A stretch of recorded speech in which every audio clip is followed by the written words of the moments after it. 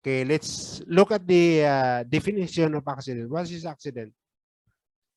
Accident is an unplanned event resulting in injury or physical injury or property damage or damage to property. Okay, so it's an unplanned event. So that's why managers, they're not planning, they're not including the cost of accident, because accident happen without your wanting it, right? You don't want, it's not wanted. The accident is not wanted by the manager. So you're not planning for it.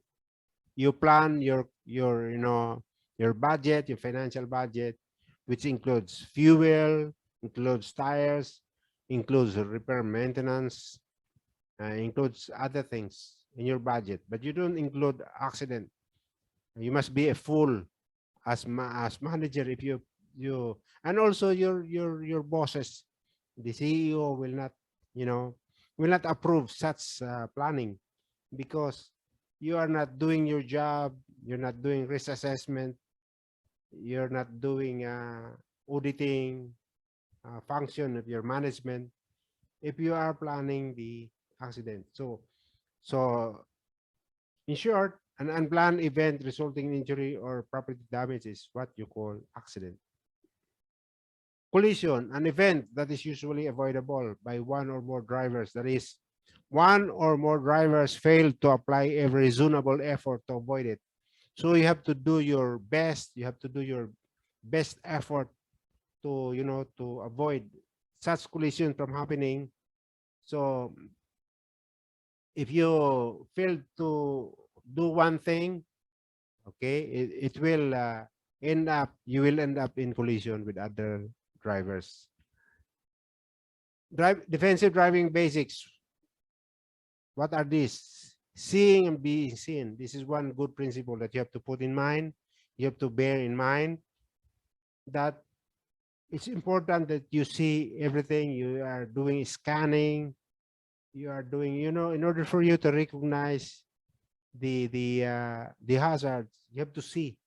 You know, you have to have a what you call longitudinal observation. You have to have lateral observation. You have to have overhead observation, and you have to have rear observation, or you have to have 360 degrees observation. So you have to see everything. You have to be observant. You have to have focus in your driving, and you want others also, to see you. Okay, seeing and being seen.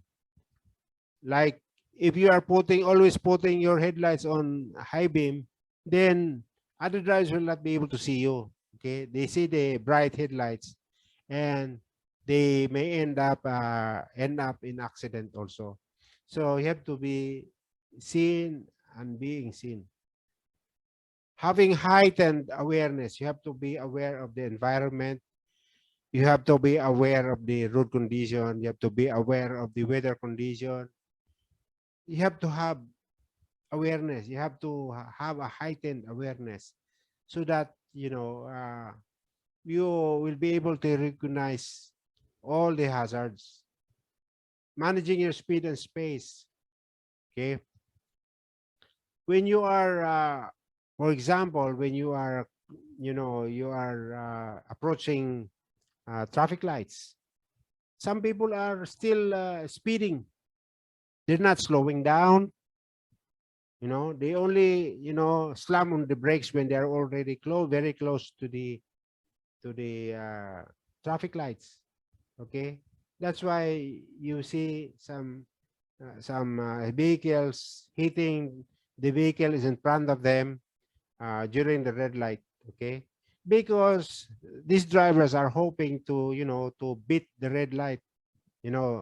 These guys are driving or running on red, and that's a big violation, and it entails a huge amount of penalty of traffic fines. So you know the road is already icy, there's snow, or there's oil, there are oil and or it's raining and visibility is like this visibility is shortened and you're still speeding. Okay. So this is what we call speeding on condition.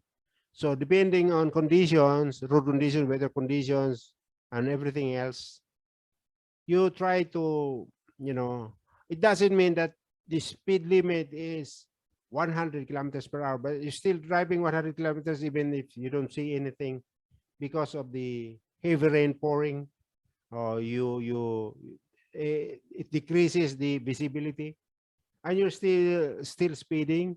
You're still, uh,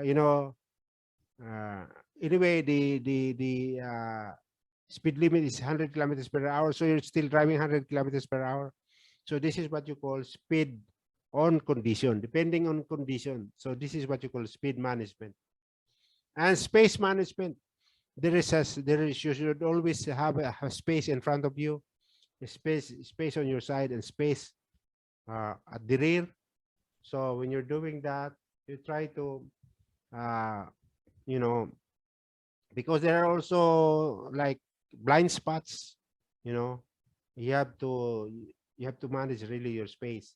So if you are able to manage your speed and space, then you're following the basics of defensive driving.